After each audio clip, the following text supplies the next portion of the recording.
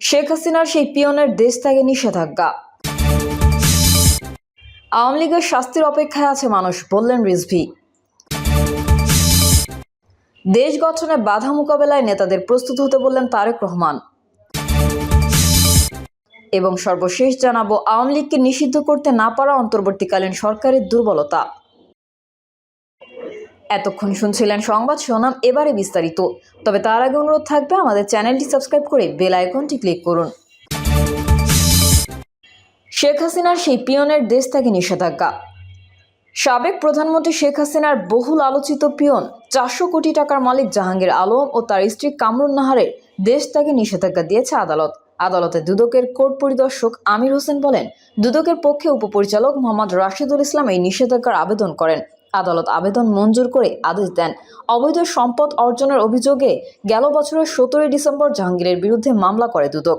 এজাহারে বলা হয়, জাহাঙ্গীরের স্থাবর অস্থাবর মিলিয়ে 18,10,10,882 টাকার জ্ঞাত আয় বহির্ভূত সম্পদ অর্জন করেছেন তিনি ও তার মালিকানাধীন বিভিন্ন প্রতিষ্ঠানের নামে 8টি ব্যাংকের 23টি হিসাবে মোট 626,65,18,107 টাকা জমা হয়েছে। সেখান থেকে 624,60,15,671 টাকা উত্তোলন করা হয়েছে, যা সম্পূর্ণ অস্বাভাবিক ও সন্দেহজনক। দুদক বলছে, অবৈধভাবে অর্থ উপার্জনের পর জাহাঙ্গীর বিভিন্নভাবে তা স্থানান্তর করেছেন। এর মধ্যে তার মালিকানাধীন স্কাই রিঅ্যারেঞ্জ নামে মিউচুয়াল ট্রাস্ট ব্যাংকের একটি চলতি হিসাবে শুধু 2024 সালের প্রথম 5 মাসের 83 দিনেই 178 কোটি টাকা জমা এবং 178,93,00,000 টাকা উত্তোলন করেন। এছাড়া জাহাঙ্গীরের স্ত্রী কামরুন নাহারের বিরুদ্ধেও অবৈধভাবে 6,80,48,642 টাকার সম্পদ অর্জন ও ভোগ দখলের অভিযোগে আরেকটি মামলা করেছে দুদক। সাবেক প্রধানমন্ত্রী শেখ হাসিনা গত বছর 14 জুলাই এক সংবাদ সম্মেলনে দুর্নীতি নিয়ে কথা বলতে গিয়ে নিজের পিয়নের 400 কোটি টাকার মালিক হওয়ার তথ্য দেন। শেখ হাসিনা তার বক্তব্যের এক পর্যায়ে বলেন, আমার বাসায় কাজ করেছে, পিয়ন ছিল সে, এখন 400 কোটি টাকার মালিক। হেলিকপ্টার ছাড়া চলে না। বাস্তব কথা, কি করে বানালো এত টাকা জানতে পেরেছি, পরেই ব্যবস্থা নিয়েছি। আওয়ামী লীগের শাস্তির অপেক্ষায় আছে মানুষ, বললেন রিজভী। বাংলাদেশ জাতীয়তাবাদী দলের সিনিয়র যুগ্ম মহাসচিব রুহুল কবির রিজভী বলেছেন, আওয়ামী লীগ হরতালের ডাক দিলেই মানুষ লাফ দিয়ে পড়বে, এমনটা কখনোই হবে না। বরং মানুষ এই ফ্যাসিস্ট দলটির শাস্তির জন্য অপেক্ষা করছে। বিএনপির এই সিনিয়র নেতা বলেন, জুলাই বিপ্লবে শহীদদের পরিবার এবং আহতরা বিচার চায়। আহনাফের মতো ছেলেকে স্বৈরাচার শেখ হাসিনার নির্দেশে গুলি করা হয়েছে। শেখ হাসিনার কাছে নারী শিশুর কোনো মূল্য নেই, একটাই মূল্য সিংহাসন। তিনি মানসিকভাবে অসুস্থ এক নারী। ঢাকা শহরে বিভিন্ন জায়গায় শীর্ষ সন্ত্রাসীরা তাণ্ডব চালাচ্ছে উল্লেখ করে রুহুল কবির রিজভী বলেন, এসব সন্ত্রাসীদের বিরুদ্ধে আইনশৃঙ্খলা বাহিনীর কোনো পদক্ষেপ দেখি না। অথচ কিছুদিন আগেও এই বিএনপির পার্টি অফিস থেকে মিছিল বের হলেই আইনশৃঙ্খলা বাহিনী চারদিক থেকে মৌমাছির মতো আক্রমণ করত। তিনি বলেন, বিএনপির নেতাকর্মীরা বাঁশঝাড়ের মধ্যে লুকিয়ে থাকলেও র্যাব পুলিশ গিয়ে তাদের খুঁজে বের করে আনত। আর আজকে যারা অপরাধী তাদেরকে গ্রেফতার করে সমাজের শান্তি শৃঙ্খলা আনতে চোখে পড়ার মতো উদ্যোগ নেই। বিএনপির এই নেতা বলেন, যারা আবু সাইদ মুগ্ধকে হত্যা করেছে তারা আইন শৃঙ্খলা বাহিনীর লোক, তাদেরকে খুঁজে বের করে আইনের আওতায় আনা হচ্ছে না। এসব অপরাধীদের কারা রেহাই দিচ্ছে তাদেরকেও আমরা চিহ্নিত করে রাখছি, এদের সবাইকে শাস্তির আওতায় আনতে হবে। তিনি বলেন, জুলাই গণ অভ্যুত্থানে আইনশৃঙ্খলা বাহিনীর অপরাধীদের বিরুদ্ধে রাষ্ট্রকেই বাদী হয়ে মামলা করা উচিত। সালমান এফ রহমান প্রসঙ্গে রুহুল কবির রিজভী বলেন, দরবেশ ব্যাংক ধ্বংস করেছে, শেয়ার বাজার ধ্বংস করেছে, তিনি আবার নিজেই ছাই থেকে জন্ম নিতে চাচ্ছেন, অথচ তার বিচারের গতি নেই।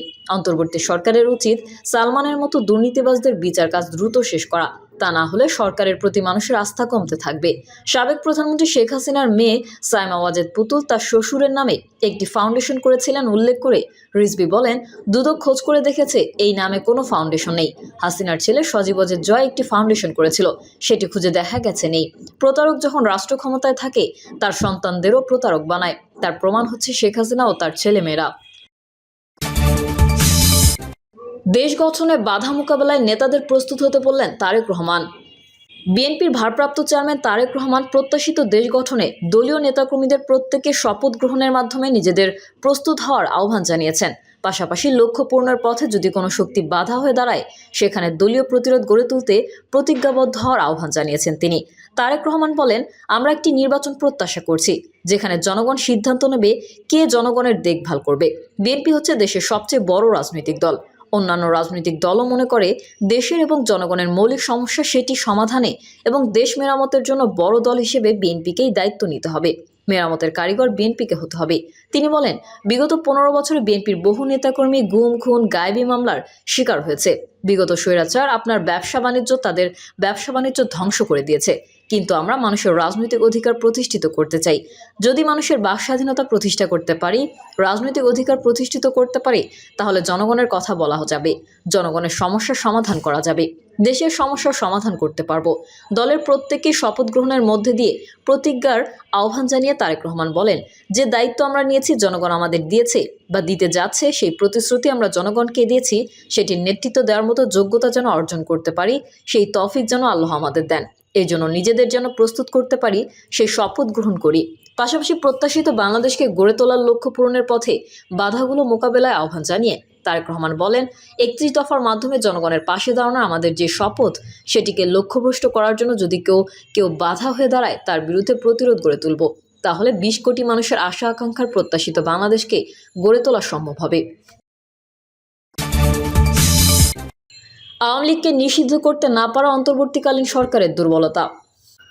গণহত্যার দায়ে আওয়ামী লীগকে নিষিদ্ধ করতে না পারা অন্তর্বর্তীকালীন সরকারের দুর্বলতা বলে মন্তব্য করেছেন গণ অধিকার পরিষদের উচ্চতর পরিষদ সদস্য ও গণমাধ্যম সমন্বয়ক আবু হানিফ। তিনি বলেন, আওয়ামী লীগ গত 15 বছর দেশে গুম, খুন করেছে। সবশেষে জুলাই গণঅভ্যুত্থানে দেশে গণহত্যা চালিয়েছে। কিন্তু সেই আওয়ামী লীগের অপরাধীদের বিরুদ্ধে সরকার তেমন কোনো ব্যবস্থা নিতে পারছে না। দল হিসেবে আওয়ামী লীগও অপরাধের সঙ্গে জড়িত। তিনি বলেন, আমরা দেখেছি সাবেক প্রেসিডেন্ট বাশার আল আসাদ গণ আন্দোলনের মুখে পালিয়ে গেছে। গত 8ই ডিসেম্বর তিনি রাশিয়ায় পালিয়ে যান। এর ফলে দেশটিতে তার রাজনৈতিক দল বাথ পার্টির কয়েক দশকের ক্ষমতার অবসান ঘটেছে। এবার তার দলকে বিলুপ্ত ঘোষণা করেছে দেশটির ডিফ্যাক্টো সরকার। কিন্তু গণহত্যায় জড়িত আওয়ামী লীগের বিরুদ্ধে কেন অন্তর্বর্তী সরকার ব্যবস্থা নিচ্ছে না? সমন্বয়ক আবু হানিফ বলেন, জুলাই গণঅভ্যুত্থান বাংলাদেশকে নতুন করে গড়ার সুযোগ করে দিয়েছে। এই দেশের রাজনীতিতে দুর্বৃত্তদের প্রভাব রয়েছে। রাজনীতির ইতিবাচক পরিবর্তনের জন্য শিক্ষিত মেধাবীদের রাজনীতিতে যুক্ত হতে হবে। নতুন রাজনৈতিক বন্দোবস্তের জন্য তরুণদের নেতৃত্ব দিতে হবে। এই তরুণদের নেতৃত্বে জুলাই গণঅভ্যুত্থান সংগঠিত হয়েছে। পৃথিবীর ইতিহাসে পরিবর্তনের মূল বাহক হচ্ছে এই তরুণরাই। তিনি বলেন, জুলাই গণঅভ্যুত্থানের পর গঠিত অন্তর্বর্তী সরকারের কাছে জনগণের প্রত্যাশা অনেক বেশি, কিন্তু উপদেষ্টা পরিষদ দুর্বল হয়। তারা সঠিক কিংবা কঠোর কোনো সিদ্ধান্ত নিতে পারছে না। সংস্কার কমিশন যে প্রস্তাবগুলো দিয়েছে, সেগুলো পর্যালোচনা করে বাস্তবায়ন করতে হলে রাষ্ট্র সংস্কারের পূর্বে উপদেষ্টা পরিষদের সংস্কার আনা জরুরি। দেশে বিভিন্ন স্থানে এখনও আওয়ামী লীগের সন্ত্রাসীরা প্রকাশ্যে চলাফেরা করলেও সরকার ব্যবস্থা নিতে পারছে না। বিভিন্ন স্থানে আওয়ামী লীগ গুপ্ত হত্যা চালাচ্ছে, কিন্তু প্রশাসন কিছুই করতে পারছে না। যেখানে আইন শৃঙ্খলা পরিস্থিতির অবনতি হবে, সঙ্গে সঙ্গে সেখানকার এসপি, ডিসি, ইউএনও ও ওসি বান্দরবন পাঠান। দেখবেন প্রশাসন কিভাবে তখন তৎপর হয়। 100-র বেশি আইন শৃঙ্খলা বাহিনীর সদস্যদের বিরুদ্ধে গ্রেফতারি পরোয়ানা জারি করা হয়েছিল, কিন্তু মাত্র 30 জনকে আটক হয়েছে। এটা নিয়ে হাইকোর্টেও ক্ষোভ প্রকাশ করেছে। অপরাধীদের ধরতে ব্যর্থ হয় স্বরাষ্ট্র উপদেষ্টার পদত্যাগ করা উচিত। প্রিয় দর্শক, এই ছিল এখনকার সর্বশেষ সংবাদ। আপডেট সহ সংবাদ পেতে চ্যানেলটি সাবস্ক্রাইব করে বেল আইকনটি ক্লিক করুন। কমেন্টে আপনার মতামত জানিয়ে আমাদের সাথেই থাকুন। ধন্যবাদ সবাইকে। আল্লাহ হাফেজ।